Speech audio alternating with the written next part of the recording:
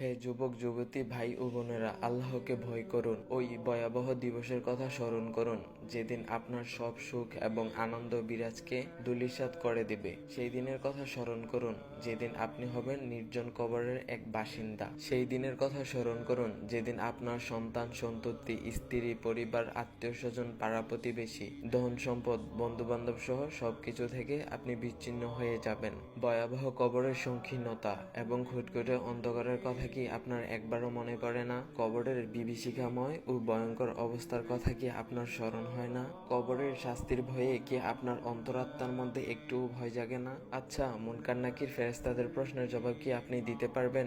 এই কথা কি আপনি একবারও ভেবেছেন? অনুরূপভাবে কবরের অফুরন্ত সুখ, চিরসুখের শান্তি, জান্নাতের কথা কি আপনার মনে একবারও জাগ্রত হয় না? তাই বলছি যে, হে যুবক ও যুবতী, ভাই ও বোনেরা, আর দেরি না করে দ্রুত ছুটে আসুন মহান আল্লাহ পাকের ক্ষমা